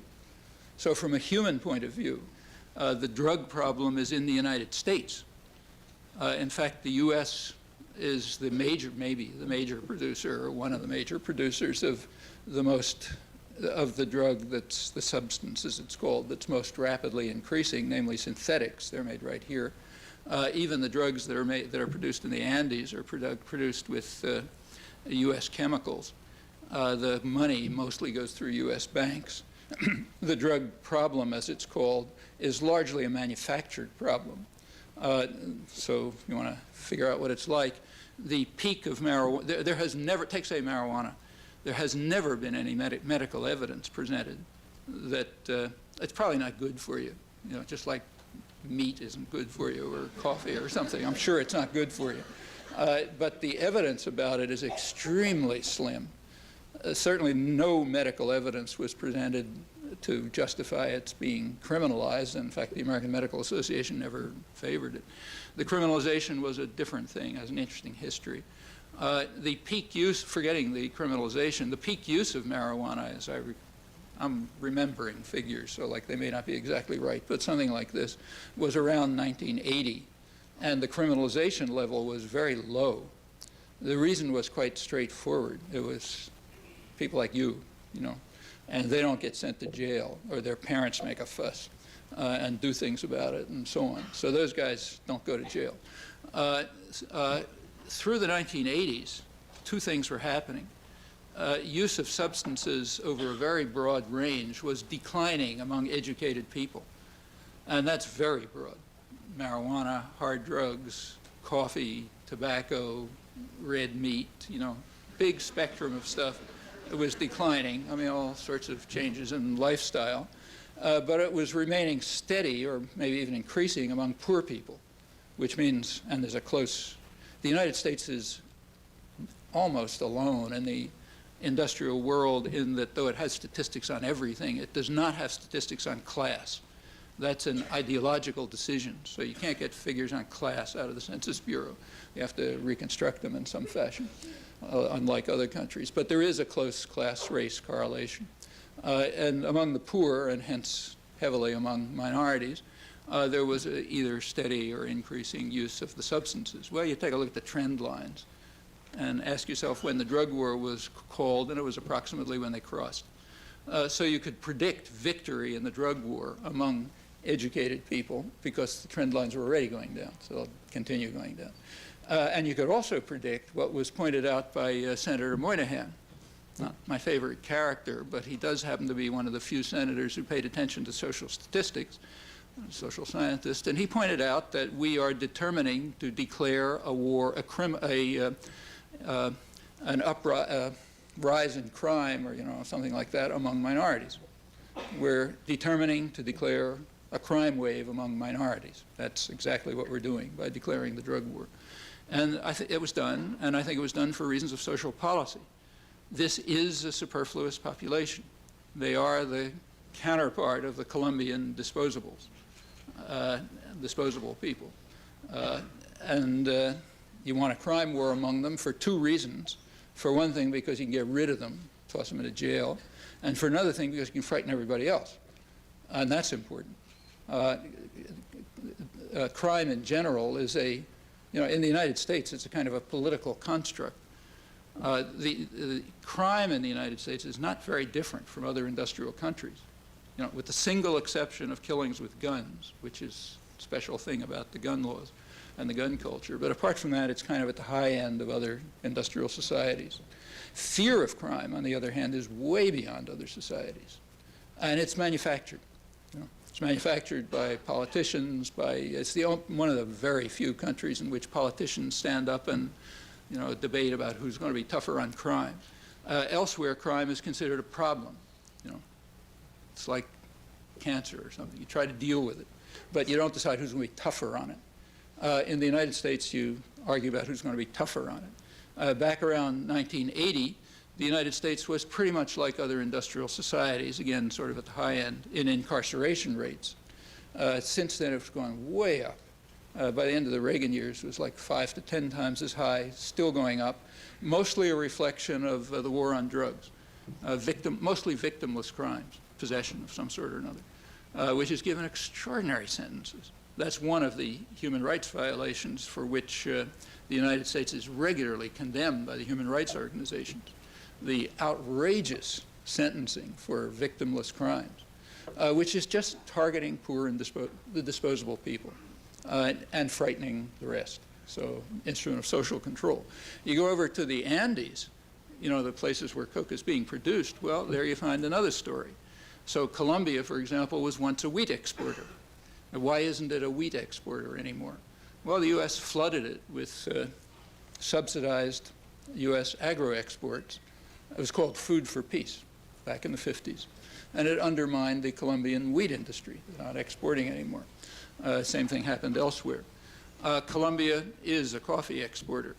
But coffee is not very good for small peasants for a very simple reason. The U.S. refused to permit arrangements among the producers to keep prices stable. Now, if prices, fluctuate all over the place, it doesn't hurt agribusiness. I mean, they got enough of they own enough other things and so on, so they can make out if coffee prices go down. If you're a small peasant, you can't do that. You got to feed your kids tomorrow. Price goes down too low, you're dead. So that drove people out of coffee production, out of wheat production, out of other production. Well, where'd they go? They were being taught a lesson. It's called structural adjustment, all throughout neoliberalism, all throughout this region. The lesson is stop producing things for local consumption, like, say, food. We can do that cheaper with subsidized agribusiness. You be a rational peasant, produce for agro-export, and produce what's going to make the most money in agro-export. That's a rational peasant. That's following the rules. Well, they did. You're a rational peasant, you produce coca. Grows well, makes a ton of money, and so on. So one part of U.S. policy is trying to drive the population towards producing drugs, and the other part of U.S. policy is to murder them if they do it. That's the support for the military and the counterinsurgency and so on. And those two policies are going on side by side. And they don't have anything to do with drugs in the United States. I mean, do that stuff as much as you want. The drug price remains stable, the quantity of drugs remains stable, and so on. This is an internal U.S. problem having to do with serious social problems inside U.S. society. And furthermore, it is well known and agreed by criminologists and other specialists across the board that the best way to deal with serious drug problems is education. But you don't spend money on that because that has no use as for social control or for eliminating disposable people. So I don't think talking about the tactics of the drug war makes a lot of sense. The whole thing is constructed in a way which is totally insane except for rich people like New York banks, where most of the money flows through. And so what's happening to the money? It's an interesting question. Of course, it's illegal, so nobody tracks it. Actually, you could track it.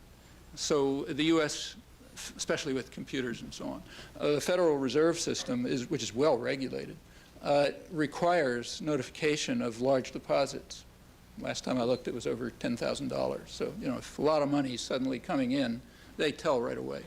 And in fact, there was a campaign, an effort by federal prosecutors back in the early 80s to carry out some, entrapment exercise against banks in southern Florida, which were suddenly piling up a huge amount of money for reasons that nobody doubted.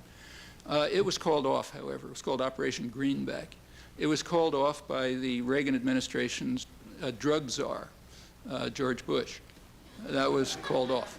So the money's supposed to come into U.S. banks. Where's it go? Well, take a look sometime. This is a guess. Nobody's ever studied it. But the U.S. Department of Commerce does publish regularly, I think quarterly, tons of details about everything you can imagine. And one of them is foreign direct investment, FDI. You take a look at the record. I haven't done this for a year or two, but I was doing it for a couple of years in the mid-'90s. You take a look at the FDI for Latin America, for the hemisphere. Canada is a separate category. That's like Europe. But take the rest of the hemisphere minus Canada. Look at foreign direct investment. It turns out that regularly about 25% of it was going to Bermuda. About 15% was going to the British Islands. About 10% to Panama. So that's roughly 50% of what's called foreign direct investment. And this is the period of the emerging markets. Everybody's excited about the emerging markets. So about half of it was going to these places. Well, what was it for? Certainly wasn't building steel mills and automobile plants. There aren't many of them in Bermuda. There is a kind of benign interpretation. It's just a way of ripping off the public by, evading taxes. So that just harms poor people. There's a less benign interpretation, which is possible and might be discovered if anybody bothered to look at it. But I haven't been able to find one technical paper in the whole literature that even looks at the topic. Some of you may know if there's some economists in the audience, but I can't find one, and no friends can find one. And it's not a minor phenomenon. It's 50% of US FDI in the big emerging markets, big numbers. Make your own guesses. Anyhow, the whole system is so corrupt and rotten from the bottom that to talk about tactical changes is just beside the point. The current policies, exactly as you say, are to increase the military and biological warfare component of these policies abroad, and to continue the criminalization of the disposable people at home. Those are the current policies. Laurie Berenson is a very unfortunate victim of this. I should say the violence in Colombia, you want to take a look at it, it goes back very deep. It goes back to a socioeconomic system in which a tiny sector of the population has most of the wealth in a pretty wealthy country, and extraordinarily high poverty rates, starvation and so on. That's where the violence is coming from. Yeah? Taking us back to Indonesia's, to an extent, to Indonesia's history. I find that very interesting. Current issues in Indonesia are the upcoming general election, the future of East Timor, and the disintegration that you mentioned earlier. Can you elaborate on that, sir? And also a couple of weeks ago, the IMF apologized to Indonesia on their mistakes, the approach of getting Indonesia out of the current crisis. Can you also comment on that? I think it was the World Bank. The World Bank. Yeah. The World Bank published a report saying they'd made all sorts of mistakes. They were over-enthusiastic in their commitment to all these wonderful things that were happening in Indonesia, and being a little over-enthusiastic, they kind of played down the corruption and so on. That's not quite the story, but yeah, kind of interesting.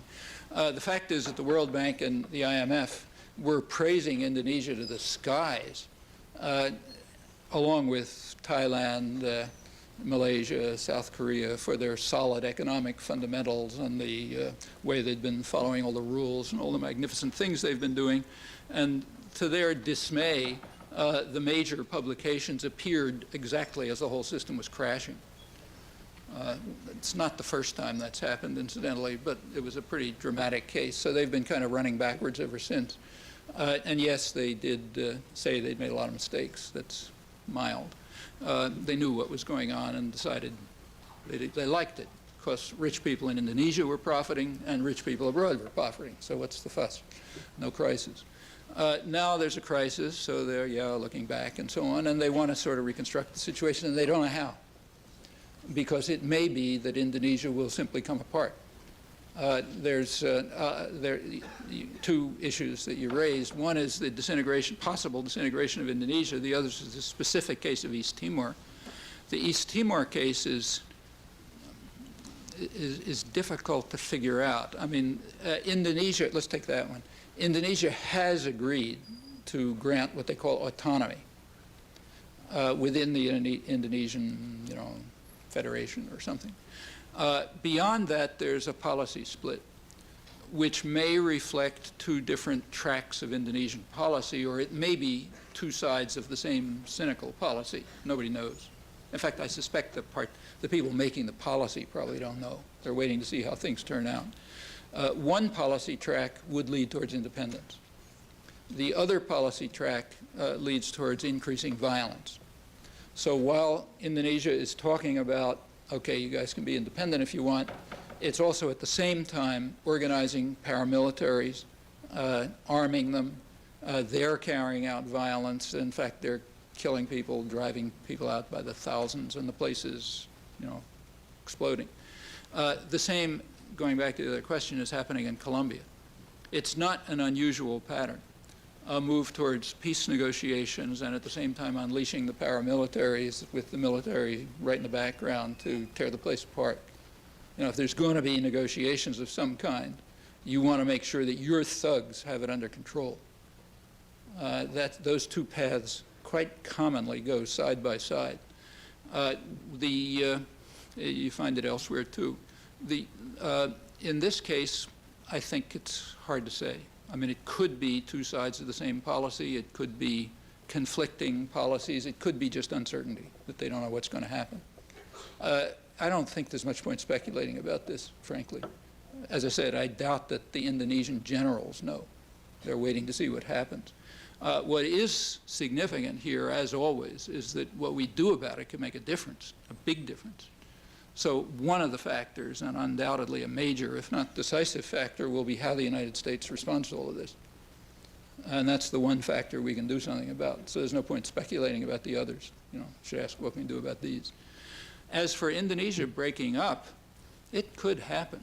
There's a strong independence movement in Aceh, what they call Irian Jaya, West Papua, was given to Indonesia over the objections of its population. That has an independence movement. There's an independence movement in the Moluccas. It could go all sorts of ways. Don't forget, that whole thing was patched, like most of the world, that was just patched together by European imperialism. They put it together for their reasons, not for the reasons of the countries. So if you sort of randomly broke up the United States and put them under different flags and so on and so forth, you'd have plenty of violence after a while. Because these breakdowns don't have anything to do with what's happening on the ground. Like for the Middle East, probably the only semi-rational structure that's been around in the last couple of thousand years was the Ottoman Empire, which allowed local autonomy to a large extent within a rather loose and corrupt and imperial framework. Okay, people were freer under the Ottoman Empire than they've been since. They could go from one place to another, for example. But they had national treatment like General Electric once. And that's probably right for most of the world. Actually, it's probably right for Europe too. I mean, the borders in Europe are simply the result of hundreds of years of mutual massacre in the most violent and barbaric corner of the world, which is exactly what Europe was. For hundreds of years, the highest goal of Europeans was to slaughter one another. And the only reason that came to an end in 1945 is because they all understood that they had reached a level of violence such that the next time they tried, that's the end for everybody. That's why you have political scientists writing books on how there aren't wars among democratic societies and so on. Yeah, they know, they're smart enough to know that they try once more what they've been doing for the last 500 years and everybody's dead. So right now they're not fighting wars. But the borders that are left from these wars are pretty irrational. And in fact, along with European unification, you're also finding devolution. So pressures towards regional autonomy, which probably makes a lot of sense, because the borders didn't make any sense. See, it's different in the United States. I mean, here it was easy. You just wipe out the indigenous population and settle it with a fairly homogeneous population. Okay, don't have big problems. But Europe didn't develop that way. And nor did the rest of the world. It was all imposed on them by, by competing imperialisms. The Dutch East Indies are what the Dutch were able to hold on to. And what form it takes, I don't think anybody can prescribe. It's for them to work out somehow, and not easy.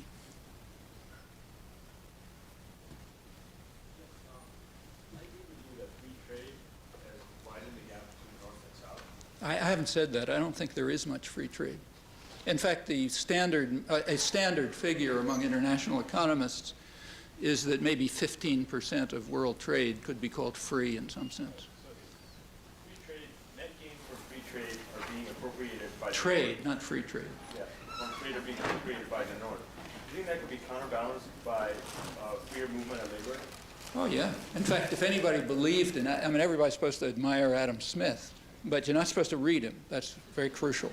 If you read Adam Smith, you discover that one bad thing that you discover is that his argument for the market was based on the assumption that under conditions of liberty, a market will lead to equality, which is obviously a desideratum. So therefore, he argued markets are good. If it doesn't lead to equality, out. He also found out he was against division of labor and all sorts of other things you're not supposed to know. But one thing you're not supposed to know is that free trade is based on what he called free circulation of labor. Okay. Well, he wasn't thinking so much about crossing borders in those days, because nobody was even thinking of capital crossing border much in those days. But the principle is there. So surely you don't have anything like free trade unless you have free circulation of labor around the world. Otherwise, you just don't have labor markets.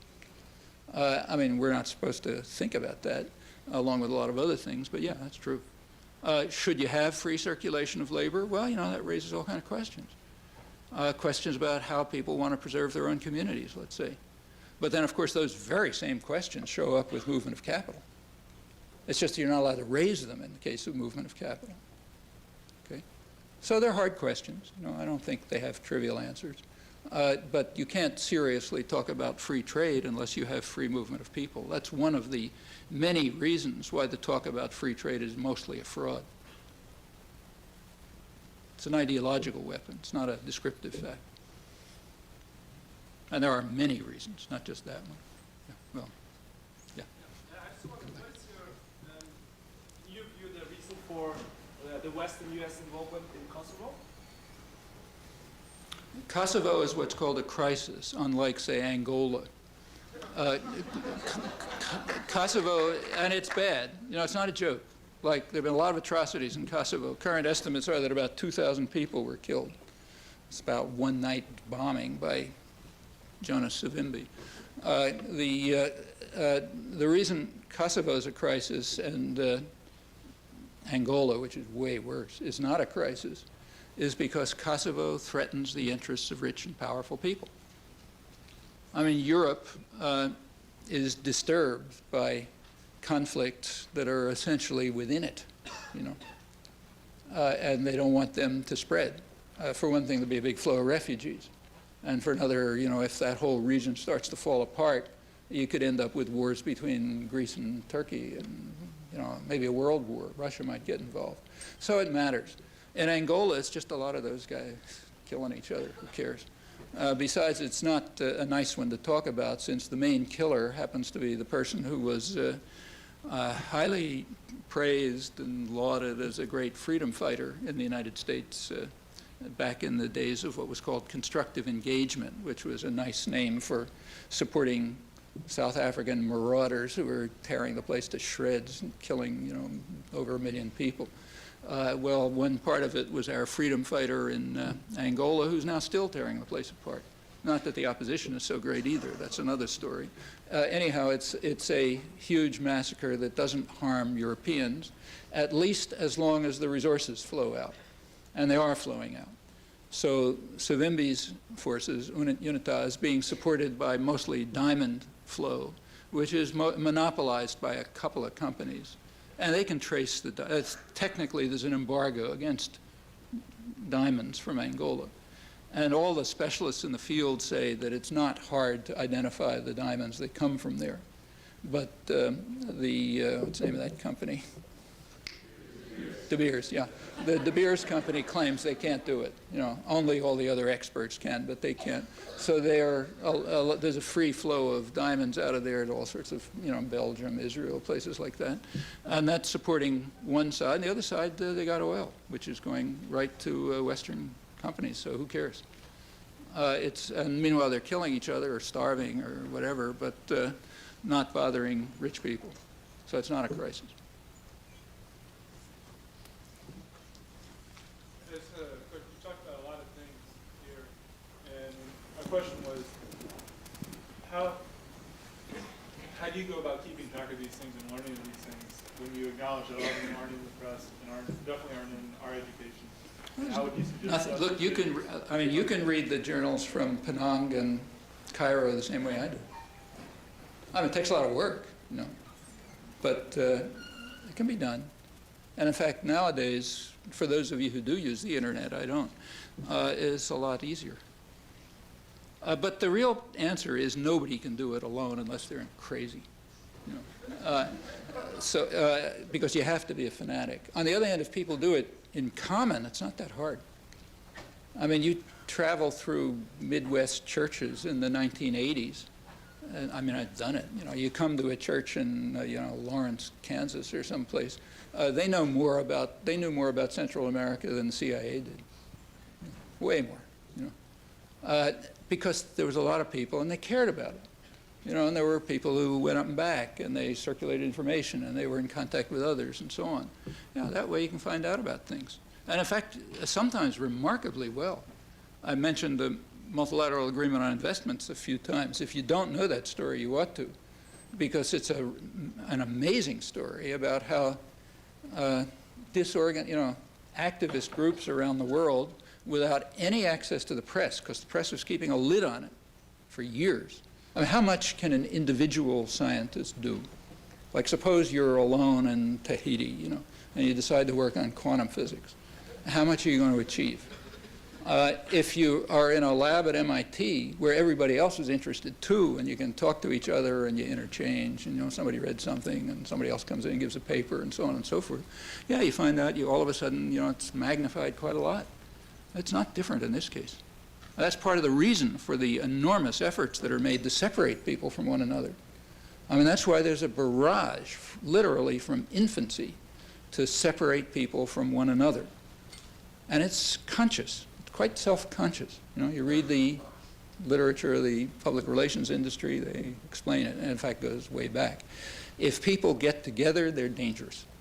You keep them isolated from one another, there isn't a lot they can do. I can be angry about things. And that's really the answer. Clearly, our turnout tonight suggests that these are issues of huge importance to this community, that your voice, Noam Chomsky, is one we want and need to hear. We could go with questions forever, but we mustn't. Thank you, Noam. Thank you, audience.